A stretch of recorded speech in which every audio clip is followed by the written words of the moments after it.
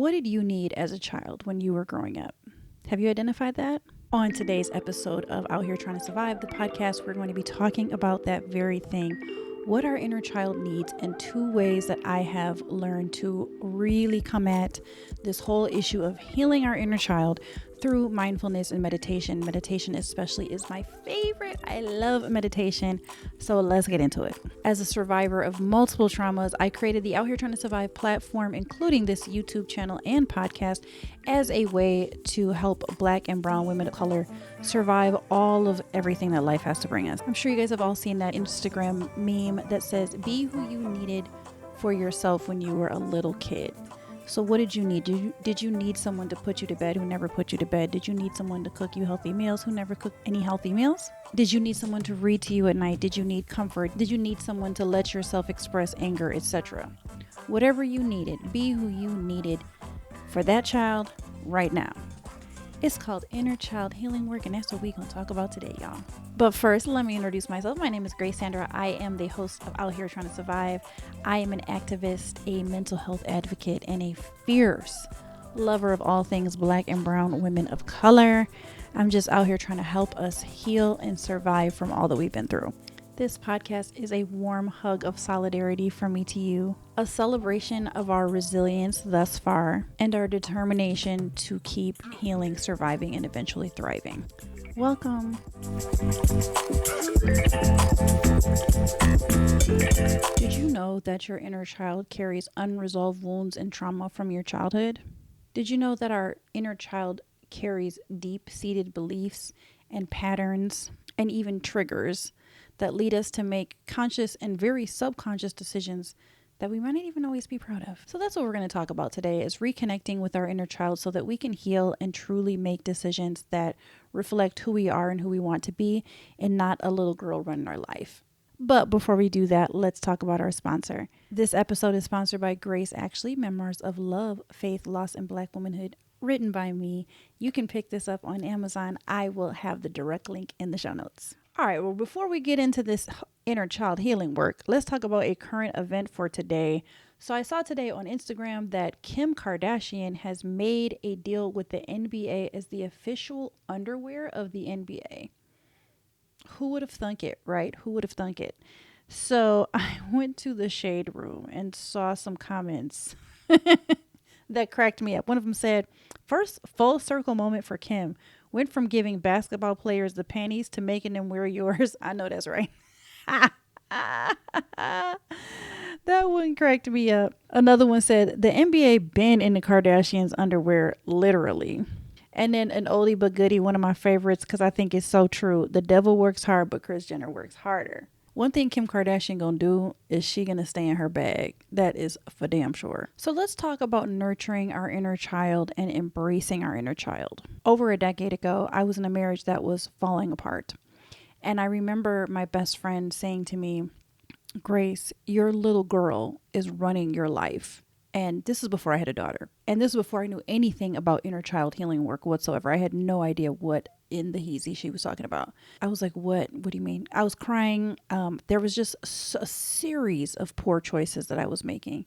And I remember her saying, your inner child is just screaming. She's screaming for you. And she's like, and she's running your life. And you need to grab her by the neck or like by her shirt and tell her like, hey, I'm in charge. I can handle this. I can get us through this. I can run things. Like, I hear you. I hear that you're crying. I hear you, but I'm here. That was a very life-changing moment for me. And it was the beginning of a journey with this whole inner child that I never even realized was a part of a healing journey. So the next time that I encountered that journey was in an anonymous meeting. So you may not know this about me, but I went to Rehab in 2014, I believe. And this was probably about 6 or 7 months after the comment one of my besties had made about my inner child running my life. And I was down in Tennessee at this rehab, and one of the exercises that we did was about an inner child healing exercise. They had us pick an object from a table that represented our childhood. So I picked a teddy bear or something like that. And they had us go back and try to remember what kind of things we needed as a child that we didn't get. And then we, of course, had journaling time. We wrote it down. We talked about it in our small groups. And it was really the first time that I had ever sat down and thought about all of the ways that I was neglected, basically. And it was the first time that I ever let myself fully embrace what the little girl needed. Now, I can say that anytime I had thought about myself as a child, I hated her. I hated her, y'all. Like, hated her. And so at the end of the exercise at the rehab, they had us write a letter to our inner child. And I can't find it. I have looked for it. I can't find it. And I'm kind of glad that I can't find it, because what I wrote was the most vitriolic, hate-filled, utterly ridiculous ish I have ever written in my life. I don't think I've ever been that mean to anyone in my life, ever, in any sort of written form for any reason, let alone a child. What I wrote was awful. And so they had us in our small groups pretend like our inner child, our little child, the child version of us was sitting in front of us, and read the letter. And I couldn't get through it. I mean, I was sobbing, just sobbing. But also I couldn't even bear to say it out loud, because I didn't want the rest of the girls in my group, in my small group, to hear how much I hated her. It was very, very eye-opening. I actually remember my small group leader crying and her being like, what do you think that's about? You know? And looking back, I hated her vulnerability. I hated how she allowed so many men to harm her. And I realized through a lot of reflection that that's the reason why I hated her, is because I held her responsible for the sins of the men around her towards her. So I held my little version of myself, little Gracie. I held little Gracie responsible for her dad's abuse. And so I hated her for allowing it, as opposed to hating him for abusing her. You know, I hated little Gracie for my brother emotionally and vitriolically, verbally abusing me, as opposed to hating him. And so it took me a while. I would say probably that was the beginning of that whole journey, but it took me like probably 2 years, maybe 3 years, to really one by one go ahead and forgive little Gracie for the ways that I had hated her, held her responsible, all of that. And now I can truly say that I do love my inner child. I embrace her. I speak kindly to her. I comfort her. Like, I let her know I'm here. I'm in charge. I'm the responsible adult. It's something that is a way that you can take your power back. So it's something I've talked about with some of my friends and therapists in the last year, actually, about how when we are operating with the hurt and the pain of our inner child, there's more room for vulnerability because we feel less in our power. We feel less able to handle it. And y'all, I am not. Just FYI, I am not speaking from a place of like, oh, I have this all figured out, y'all. Like, let me just tell y'all what to do. This has been an ongoing journey for me of reclaiming that power. Because if you were severely abused in childhood, or just abused in many different ways by many different people in childhood, which so many of us have, you lose your voice. You lose your power, and that actually becomes more comfortable than actually standing in your power, than standing in your voice, than demanding boundaries and demanding what you need. And I'm not saying demanding in a way that's obnoxious, but demanding in a way that is ultimately a way that we're caring and loving for ourselves by protecting ourselves. That can be very hard to do. It can be a very tough transition because many of us are so used to this place of vulnerability that we were in as a child, that coming out of that and standing in our power is quite difficult, and it has been for me. As I mentioned before, our inner child carries these unresolved wounds and traumas that are buried very deep subconsciously in us. And so let me give an example. So for me, I have some pretty severe neglect and abandonment wounds. So if I'm in a situation where I feel abandoned, even if that's not what's happening, I can get very triggered, like actually literally triggered in the way the word trigger is meant to mean, where my whole body is involved. I can feel like the adrenaline in my stomach. It's getting queasy. I might have shortness of breath. And that is our inner child. That's the unresolved inner child being so fearful of being abandoned again.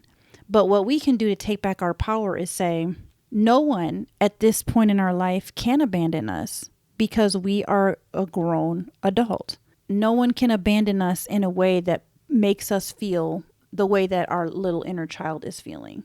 So instead of just accepting it like this person is abandoning me, a way that we take back our power and take back our voice as survivors is to realize that as an adult we are unabandonable.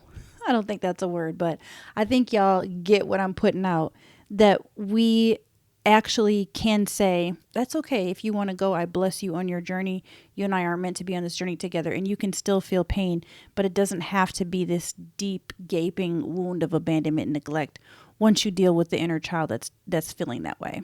Exploring our inner child also really helps us with self-awareness. If we can get a sense of what kind of traumas we went through as a child, what our beliefs were, the kind of things that formed the way that we see the world, it can help us to actually make more conscious choices in the future and to honestly break free from things that are really, really destructive. Even if it's not destructive, for example, and let me just very briefly list a trigger warning for those of you who may have triggers for child SA abuse. I have a hard time swallowing pills, and I never knew why until about I was 18 or 20 years old or something like that. I went to a conference for adult survivors of very severe childhood sexual trauma.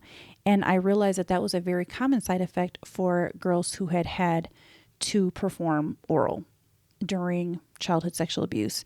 And that is something that I never realized before was a trigger for so many things. Later in life, I realized this is triggering me. And exploring that inner child helped with my self-awareness. So now I know why I have a fear of choking. Now I know why I have a hard time swallowing pills. Now I know why I have a hard time in other areas of my life, as you can surmise, because of that childhood memory and what was formed. I love something that Gabor Mate says. He's a really popular doctor right now. He has a best-selling book, and I haven't got it yet. I will put it in the show notes because I want to get it myself, actually. But he's been doing the rounds promoting this book on YouTube, and I've been watching some of his promotional. But I've heard him on like 4 or 5 different podcasts now. There's something he says where he says trauma is not the thing that happens to you. Trauma is how your brain remembered it and how your brain stored it. The good news about that is that someone like me or someone like you, well into our 40s, we can actually recall the trauma and what it did in our brain and heal that. We don't have to worry about healing the actual trauma because that's long gone. So as a way to think about it, the trauma is not the earthquake or, watching your dad assault your mom or whatever the case may be that you went through that was a traumatic event for you at any point in your life. The trauma is not that, it's what happened in your brain.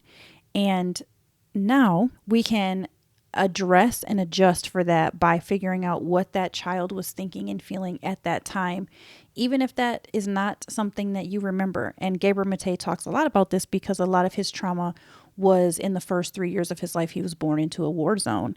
And so his mom couldn't feed him and they were in a war zone. So like a lot of babies like that, there's a lot of neglect wounds and things like that.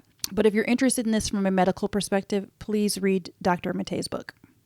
Authenticity and self-expression is another gift that we get from doing inner child healing work, because it helps us to reconnect to who we truly were as a kid.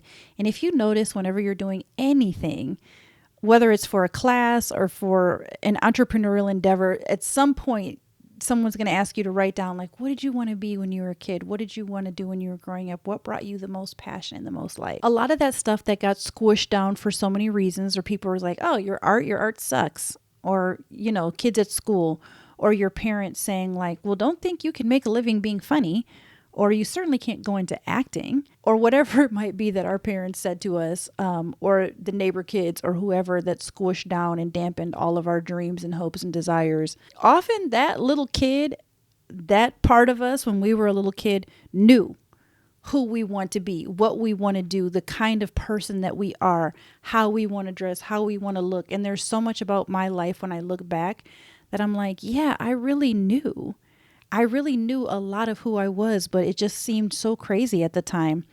Everybody telling me, for example, I got told so often that I was dumb. so often by so many different people. In school, that was what the bullies said. I got called stupid at home quite a bit by my brother. My mom called me that a couple times, not a lot, a couple times. And she wasn't cruel, but there were a couple times that she did. And I think that there was some cruelty in that for sure. That stuck with me. And that has been very hard for me to put down. But the truth is, that's not who I am at all. I'm a learner, and I'm really smart. And I carry a lot of intelligence and emotional intelligence. And my little inner child, my little Gracie, she knew that. She knew that. Exploring our inner child also really helps our relationship dynamics. Obviously, our relationship patterns stem from our early needs being met or not met with a caretaker of ours. Even a baby as young as 2 days old will know and suffer consequences, even if it's cared for, fed, and all of that, if it loses the connection with its primary caregiver, from being in the womb and hearing their mother's voice to being outside the womb. Some of this stuff, it's not rocket science. If you had a dad who lied to you all the time and told you he was going to come pick you up for his parenting time and never did, you're going to have a hard time trusting men when you get older. You know, it's not rocket science, but there is something to exploring.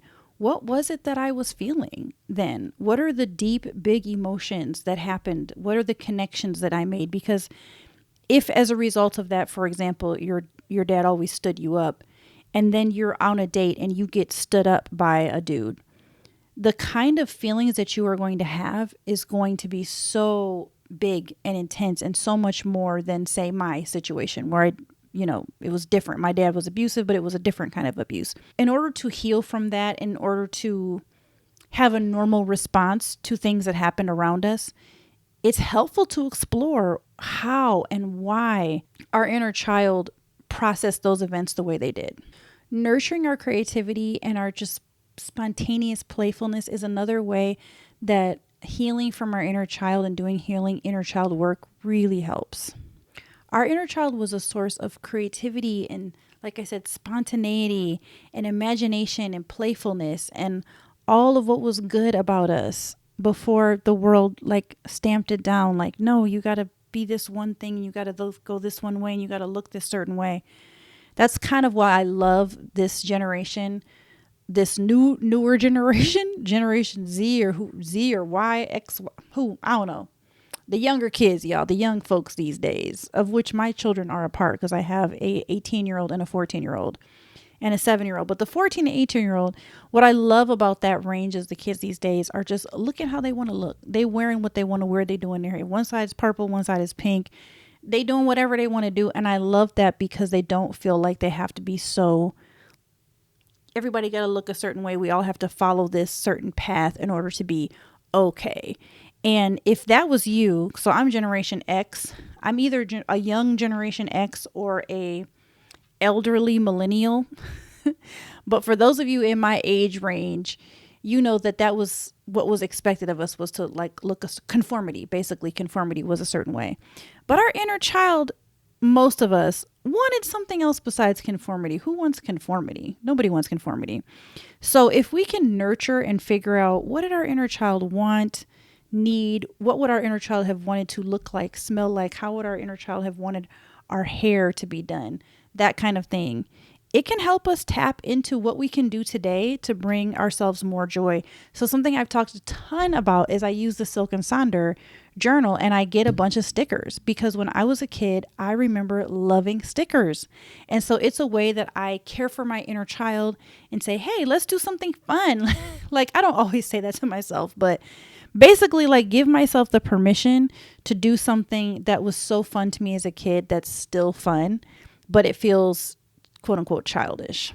I think we would be amiss to not understand that our inner child really does represent a very important part of our emotional psyche and our current mental health state. Because by acknowledging, yes, we have this inner child, we have this inner person, this little girl who was growing up Black or brown in America or wherever and being told that you are not as good as, you're not as pretty as, or being shown in 1,000 different ways, you're not as smart as, you have to work hard.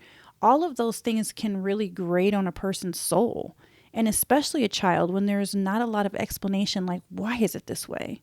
Why do I have to have less than everyone else? Why do I have to live worse off than everyone else? Why do I have to be in a position of constantly being humbled? If that's you, just know that getting in touch with that little girl that felt that confusion, that just didn't know which way was up and which way was down, can be really healing. And it can really promote a deeper connection with ourselves, which is needed for self-love, which is needed for emotional regulation, which is needed for good mental health. And then as a result of that, it can also help us have deeper connections with other people, without which we are an island, and no one can survive on an island by themselves. Not for long, at least. Forgive me, Tom Hanks. Okay, well, let's look at some tips to apply mindfulness to connect with our inner child. Number one, I've said this before, but write your inner child a letter. Write to her. Write as if you are your adult self, and picture your child self, and you are writing literally to your child self. Imagine yourself reading it to your child self. Imagine yourself reading this to a child, and think about that while you're writing it. What would you be willing to read out loud to a child?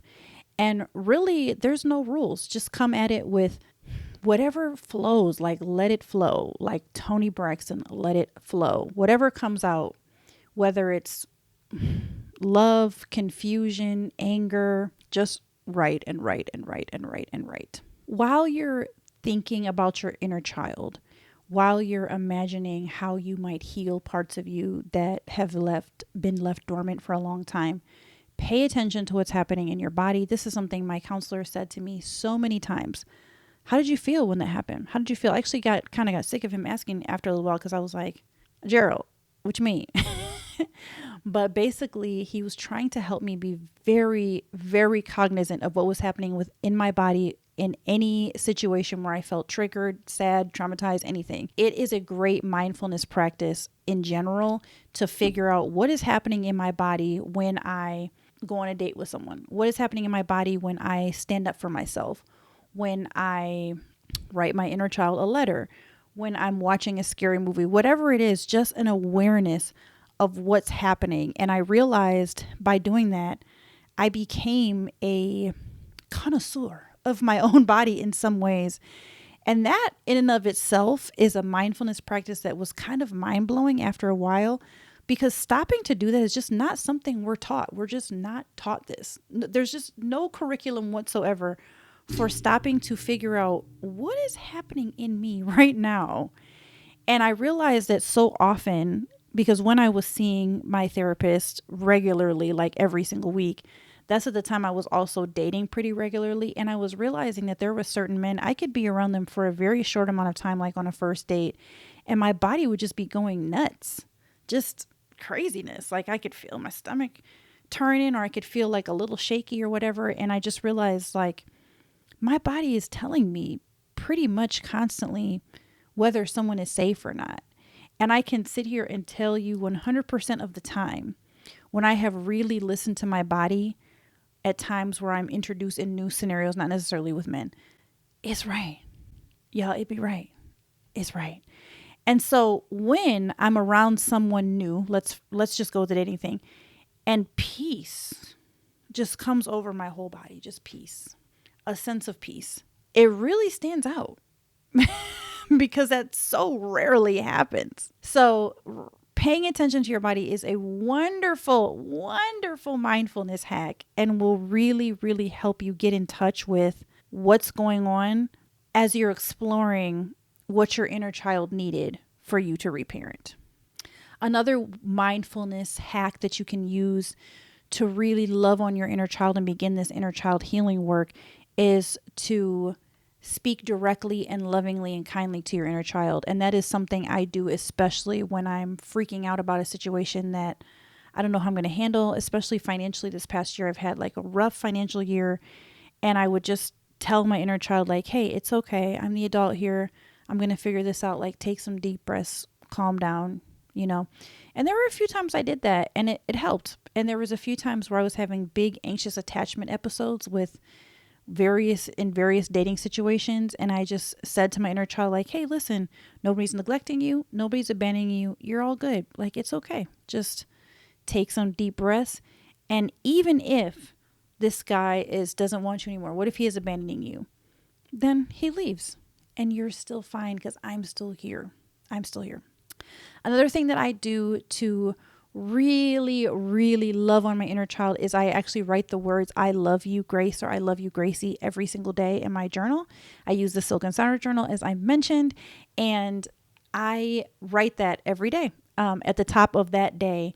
And sometimes I write, I love you, little Gracie, just to emphasize the fact that I am talking directly to her. And I will say something like, I'll write, I love you, little Gracie. I'm so proud of you. You've come such a long way. You no longer operate in fear. You're learning to use your voice, or whatever it might be. But I try very hard to let her know that she's fully loved and she's fully safe now. I think it's very easy to approach this with judgment, but I want to encourage you to approach doing healing inner child work with so much curiosity. Just approach it with such a curious mindset of what is there to learn about what I went through? What is there to learn about the good times? What is there to learn about the bad times? And I really suggest getting your journal out and doing some of this all in one sitting. Just give yourself an hour or two just to sit down and really look at all of what your inner child went through, what she might be thinking, what she might be feeling, the good stuff, the bad stuff, the standout stuff. Like, just give yourself a couple hours, give yourself the gift of time to reflect on who this is, who this little person was, who she was, and what she really needed. Because the art of reparenting ourselves, I believe, is being patient with that little person and what that little person needed. Because if you have an impatience, it's going to lead to shame. And it's going to lead to you shaming yourself. And as we know, because we all love Brene Brown, there is no place for shame in healing. There's no place for it. So when you're interacting with your inner child, just shame has to go. There can be no shame. You're not ashamed of her. You're ashamed of what people did to her. You're ashamed of what she allowed, of what you think she allowed. But she was a child. Are you going to go over to some other little girl and blame her for being abused? No, because they're a child. I also want to throw in there, I'm always going to advocate for therapy. Please get therapy if you need it. Talk therapy is one way. It's one modality of getting at healing, and definitely you could talk to any therapist about inner child healing work. Either way, don't do this alone. Get some support. And finally, I want to talk about meditation and the role of meditation in doing inner child healing work. I myself am a big fan of curated meditations. So I do use a lot of guided meditations. One that I love is the Daily Meditation Podcast by Declutter the Mind. I really love it. For some reason, the guy who leads it, I just find his voice to be very soothing and very calm. And I have listened to that podcast and all of its iterations of meditation for 4 years now, at least. I also have used Google's, I think it's called Balance. And there is a guy on there, I think, well, at least last I used it, there was only a white female and a black male. And I forgot his name. It was like Osifwe or something. I don't remember what his name was, but he had a beautiful voice. It was very soothing, y'all. It was soothing. It helps me meditate. But also on YouTube, as you know, there's a ton of inner child healing work meditation practices. I think the point is that you want to get to a place where you're saying to yourself, while you're calming yourself, like, I am safe to explore this, and give yourself safety that you know you're not going to say cruel things to yourself or to your inner child, for example. But I think that having a space for specifically inner child healing work meditation allows you the room to say and really embody, like, hey, I love you. I support you. From a place of calmness, I'm here for you. This is also a place to listen and to communicate, so you can ask your inner child, what is it that you need to tell me? What is it that you'd like me to know? One thing that Mama Oprah says that I love that she says is whenever she doesn't know the answer, she sits and she's quiet and she listens until she gets an answer. She doesn't just jump. She stops and she prays and she listens and she meditates.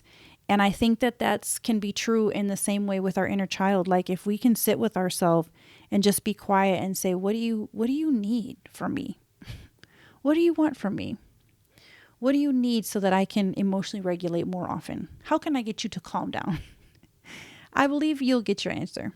Something that's been so healing for me, oh my God, yes, so healing, is being able to have a space to tell my little inner child, thank you. Thank you for what you did. Thank you for saving me. Thank you for believing in yourself. Thank you for being brave. Thank you for being courageous. Thank you for, putting your dad in prison. Even though that was really hard to do, but my inner child, she rescued herself by doing that. Just expressing gratitude, because if it wasn't for her, I wouldn't be here. If she didn't keep the fight going, I wouldn't be here. So there's a strength to our little girls, to who we were as little girls, that we're not quite tapping into if we don't see that was a part of us that was like fighting for our lives. And we're still here. So she deserves that gratitude. She deserves it written. She deserves it spoken out loud. She deserves your conscious mind, your subconscious mind, to hear your conscious mind say it. Like, thank you for being a dope ass little girl. Thank you. Thank you for being an amazing kid who got me through this. Thank you. Just remember that as you're interacting with your inner child, that you're trying to cultivate a space of like self-love and trust. This is a self-love exercise. This is a way that you can care for yourself and like really practice some tangible healing. So be very cautious about what kind of words and imagery you're giving yourself when you think about your inner child. I'm just telling you, please, please, please let it all come from love. And like I said, curiosity. What must she have been going through to make this choice? What must she have been dealing with to at 13 do this or do that, or give this nappy-headed knucklehead her body at 14, which I did? What must I have been going through to do that was so horrible and painful and not even fun? What must I have been going through to allow that to happen? And so just be cautious, because you don't want to set up a relationship that's fractured more.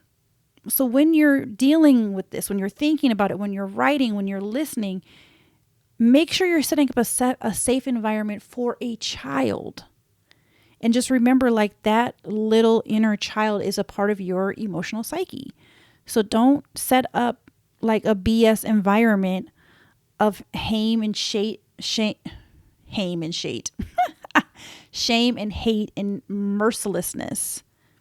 Make sure you're full of mercy and full of kindness and full of love and full of forgiveness and full of desire for her to be healed and whole, knowing that that's going to make you healed and whole.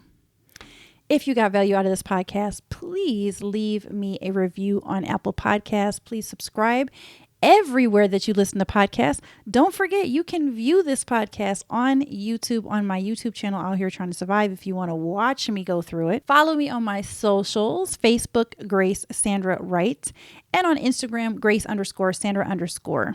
And finally, join my email newsletter list, where I do not bug you but once a week, and it is not spammy, I promise. But before we go, I'd like to know, what did you learn from this? What are your takeaways? What are things that you are going to implement? Please write it down. I'd love to know. If you want to let me know, I'd love if you sent me an email at grace@outheretryingtosurvive.com and let me know if I have permission to share this in a future episode, perhaps. What does this tell us about the world that we live in?